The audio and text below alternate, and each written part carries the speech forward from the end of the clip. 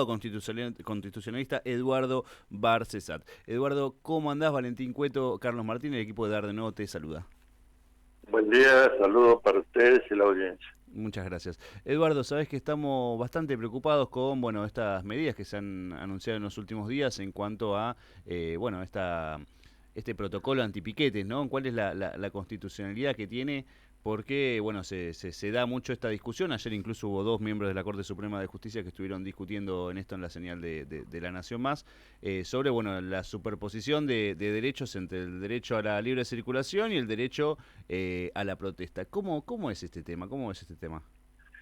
Bueno, si fuera ese tema exclusivamente, diría que ya lo tiene resuelto la Cámara Federal de Casación Penal, que es el tribunal penal más jerarquizado de la República Argentina, y que establece la factibilidad de las manifestaciones callejeras, la protesta, corte de calles o rutas, en función de reclamos o reivindicaciones, protestas, lo que fuera, ¿no?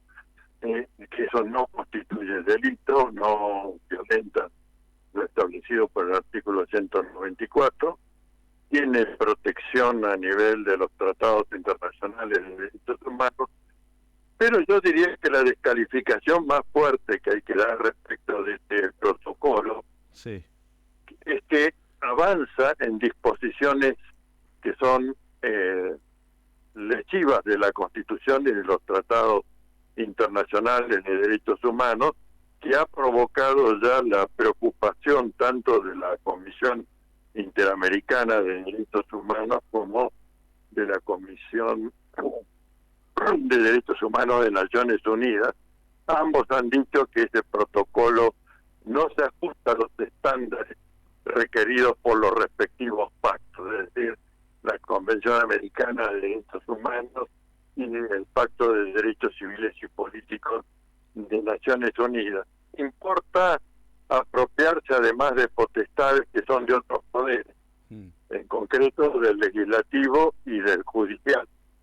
Creo yo que está destinado a ser declarada inconstitucional en la primera presentación pública que se haga respecto de esta malhadada iniciativa de una persona que tiene un alto grado de desconocimiento del derecho y un alto grado de prepotencia institucional, lo que hace un cóctel realmente insalubre, ¿no?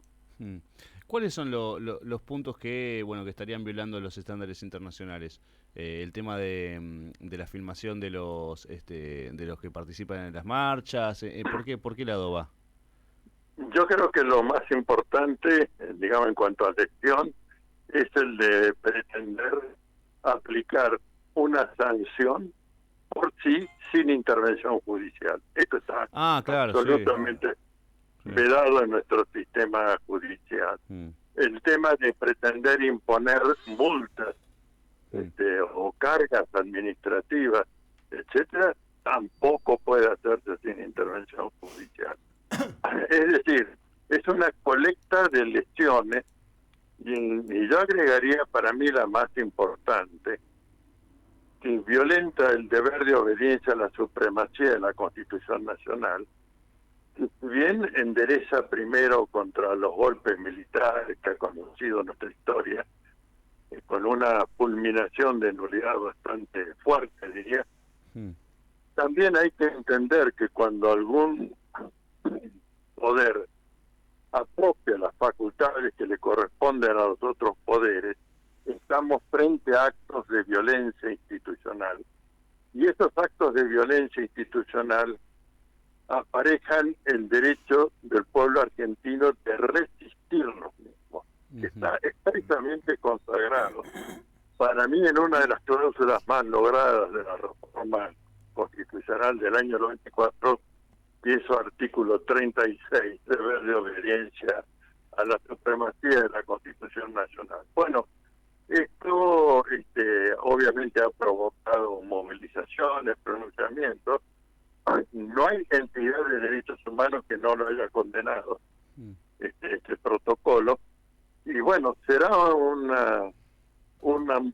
momento más de lucha del pueblo argentino, y yo creo que esa lucha tiene dos puntos, diría, de relieve.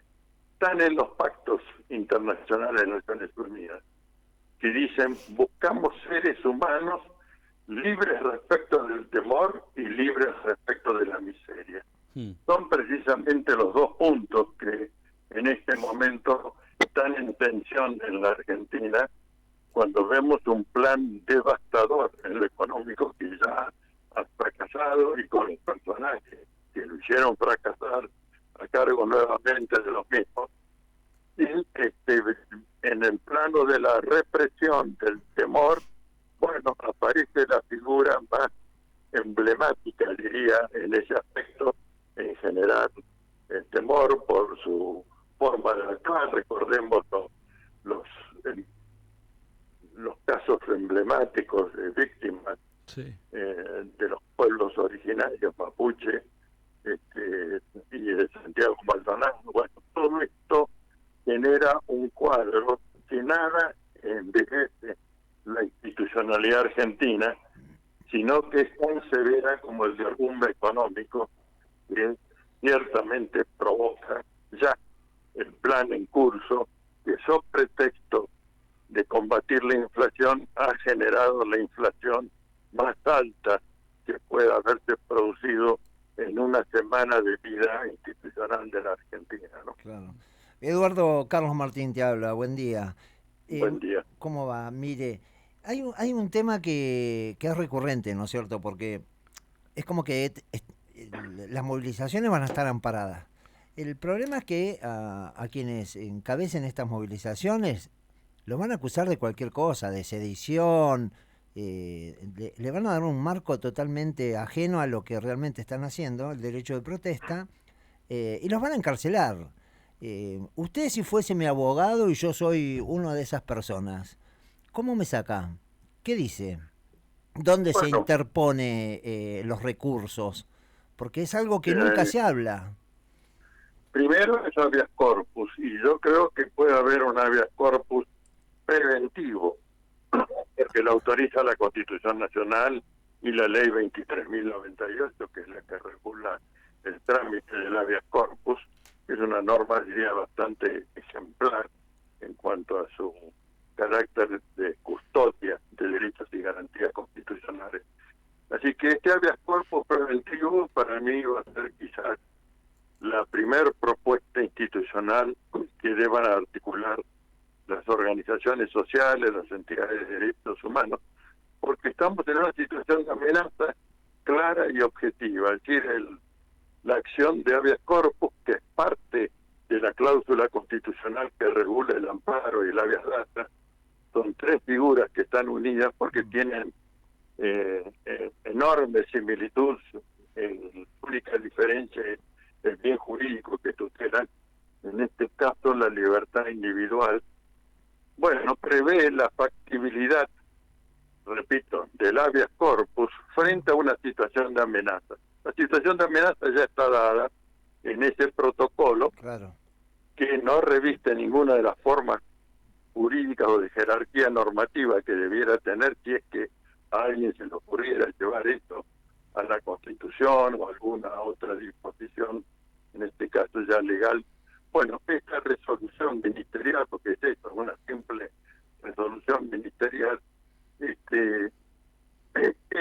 ya objetivamente una situación de amenaza, y convocaría un habeas corpus preventivo para que haya una declaración judicial que va a llegar en definitiva a la instancia de la Corte Suprema, no cabe duda, porque el gobierno la va a pelear como pueda, y es esperar que la Corte Suprema, frente a la situación institucional actual, recupere reflejos, diría, de obediencia a la supremacía constitucional y de los tratados internacionales de derechos humanos, para poner fin a este protocolo que avergüenza la juridicidad.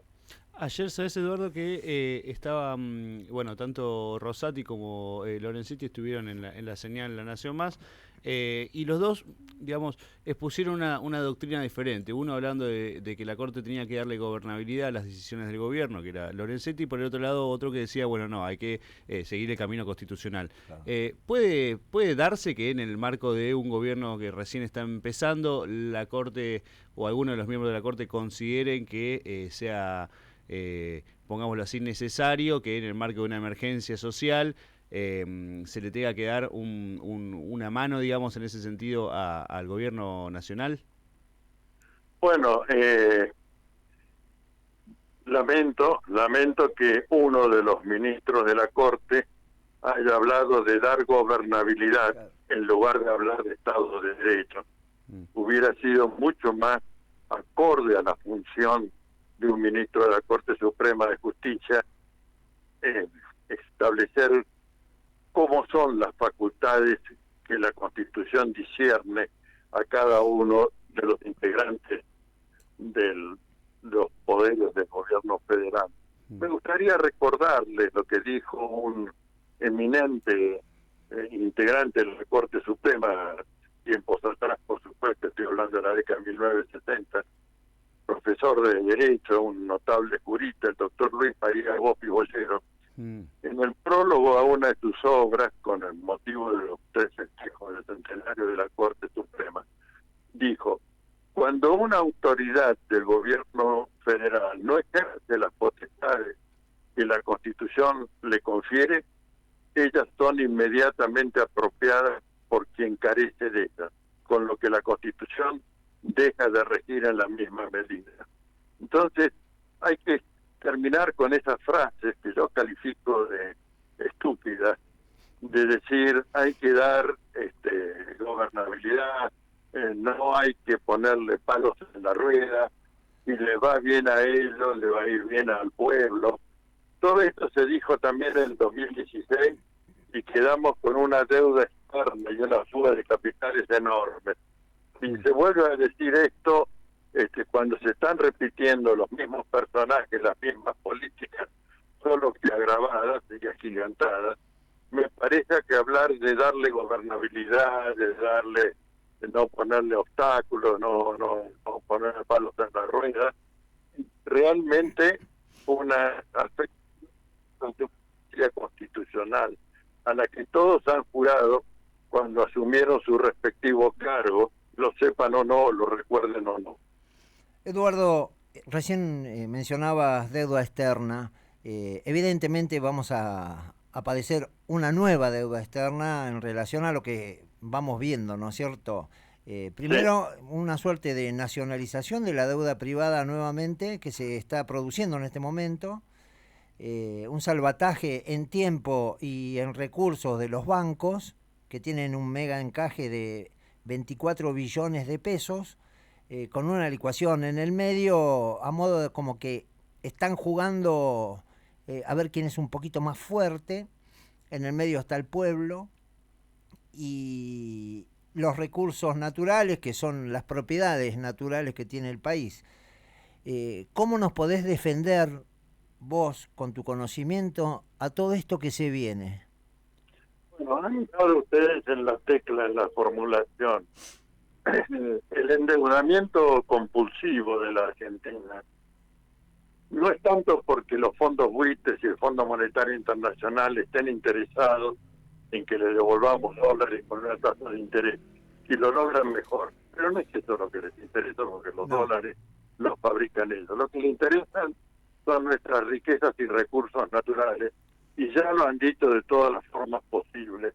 De manera que tenemos que tener en cuenta que las dos normas de mayor jerarquía del derecho internacional de los derechos humanos, me refiero a los pactos de Naciones Unidas, que son vinculantes para el G196, que es el conjunto de las naciones que forman la órbita de Naciones Unidas, establecen al unísono, porque las cláusulas están repetidas en los dos pactos al comienzo. ¿Y por qué? Por énfasis, porque ahí está la base de todos otros derechos. Comienza por reconocer el derecho de libre o autodeterminación de los pueblos.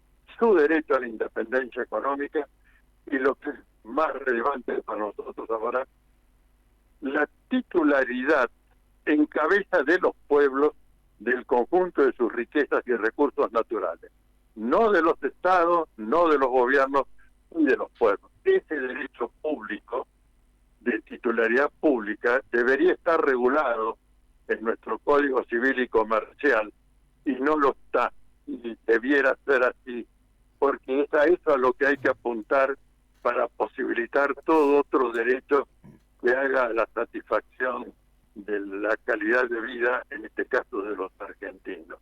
Tenemos una inmensidad de riquezas y recursos naturales. A eso le apuntan. Que paguemos o no paguemos los dólares es para ellos irrelevante.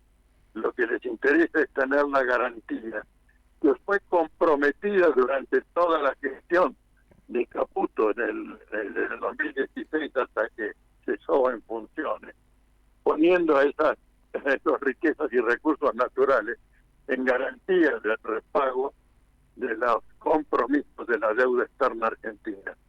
No mantuvo la inmunidad soberana del Estado, como debió haber correspondido, sobre esos bienes. Y Eduardo, bueno, sí, yo ahí quería volver a lo que habíamos hablado anteriormente, si ante la inacción de la presentación de un recurso a nivel internacional del Estado Nacional, las provincias podían ser como partes de la presentación del recurso, ¿no es cierto?, para inhibir esta posibilidad de enajenación.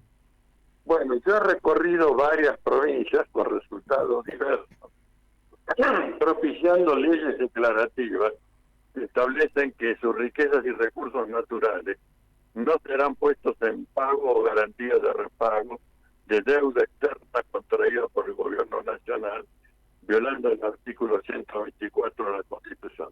Artículo 124 de la Constitución le reconoce a las provincias el dominio originario. No sé si está bien o si está mal, pero es la Constitución vigente y está allí establecido esto. Bueno, en ningún caso provincia alguna prestó consentimiento para que la Argentina no ejerza su inmunidad soberana sobre el conjunto de las riquezas y recursos naturales y de las empresas de capital estatal. Bueno, provincias como Neuquén en minutos adoptaron la ley declarativa, lo mismo hizo Santa Cruz. Ahora me acaba de llegar una comunicación de Tierra del Fuego, que visité 3 o 4 veces con este motivo. ¿Al final le dieron bolilla?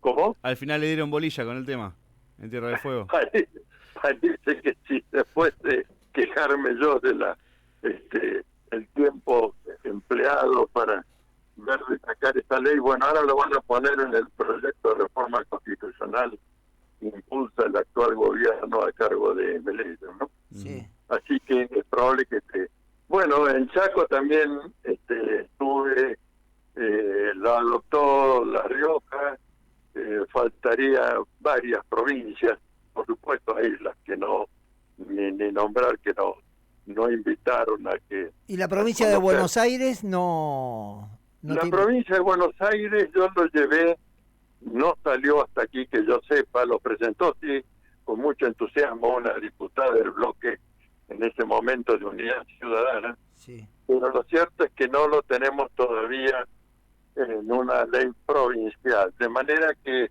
espero que ahora tengamos una segunda ronda de compromiso y de reacción para tutelar las riquezas y recursos naturales que no estén en las manos exclusivas, como están ahora desgraciadamente por un ejercicio usurpativo, que ponen esto en garantía del repago y se frotan las manos los fondos buitres porque les interesa mucho más el litio, el sílice, el tuxteno, ni que hablar, por supuesto, de los hidrocarburos, claro, para sus fines expansionistas, en tanto que nosotros alegremente estamos entregando estas riquezas y recursos naturales. Efectivamente, ahí está el kit de la cuestión. En los años en que venía propiciando una reforma constitucional para completar la tarea inconclusa de la del 94, Sí. la tutela efectiva de las riquezas y recursos naturales, para mí, tiene que tener inscripción en la parte del proyecto político-económico de la Constitución, es decir, en su primer tramo, conocido como la parte dogmática de la Constitución. El proyecto de 1853 no nos sirve ni remotamente para esa tutela que estamos propiciando, ¿no? Eduardo, le hacemos las últimas dos, una cada uno, así lo dejamos tranquilo. Así me puedo duchar. Así Sí, se puede bueno. duchar, que hace falta aparte. Está Gracias. bueno para empezar el día más fresco, ¿vio? Le iba a preguntar entonces, ¿hay alguna manera de frenar esta iniciativa que parece que está a punto de tomar el gobierno de, bueno, pasar las empresas públicas a convertirlas en sociedades anónimas? Que es algo que ya se hizo en los 90, que fue el paso previo a la privatización, por ejemplo, de YPF. Bueno, creo que es importante señalar esto, como lo hacen ustedes, poner el tema sobre el tapete, porque muchos pueden pensar que es una forma de agilizar la administración de las empresas. En realidad es una forma de sacar las del dominio del carácter de bien del dominio público, Claro. para facilitar así su extranjerización a manos de los capitales financieros internacionales. Así que, por supuesto, buscaremos frenar esto también a través de, primero, la legislación que ya existe.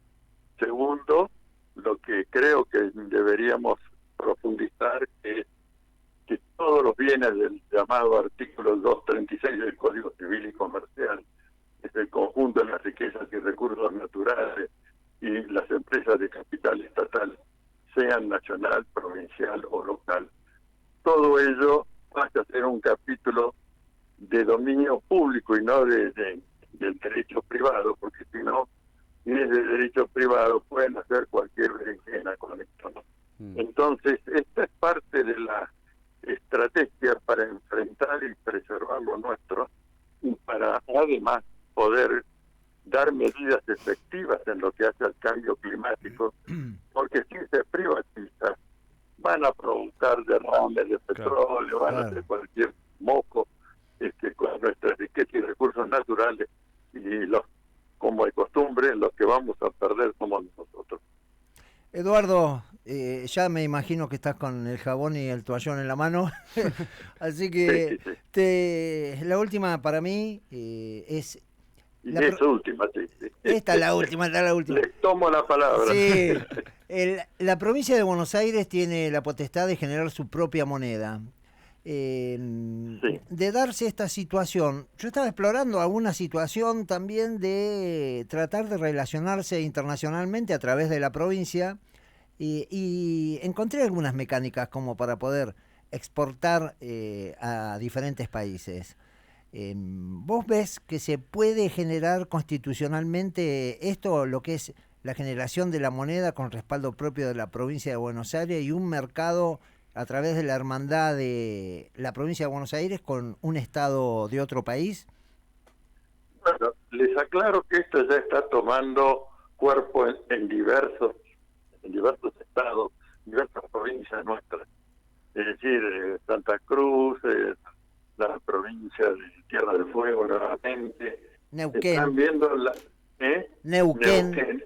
Efectivamente, están todos viendo la factibilidad de asociarse o de convocar por sí mismos la forma de utilización de estos recursos con, por supuesto, cierta cuidado, y pienso que la provincia de Buenos Aires será líder en esto, de que no sea una otra forma de enajenación de nuestras riquezas y recursos naturales, pero sí de llegar fondos propios y administrar esos fondos propios y en beneficio del pueblo, ¿no? Claro. Bueno, esto es incipiente, pero ya he recibido varias consultas de organismos provinciales en cuanto a si esto está o no habilitado por el texto constitucional.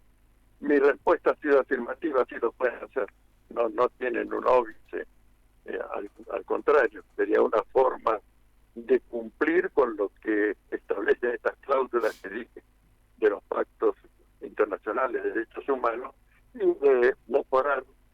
la calidad de vida de sus habitantes. De manera que voy a colaborar y propiciar este alcance, ¿no? Pero es bueno que esto sea una reacción que salga de las provincias, es decir, que las provincias le den un ejemplo al Estado Nacional de cómo administrar bien y en beneficio de sus pueblos los respectivos recursos y riquezas existentes en su territorio, ¿no? Eduardo, ahora sí vamos a cumplir con nuestra palabra y vamos a poner un punto final a la entrevista aquí. Y bueno, y agradecerle obviamente la deferencia de habernos atendido.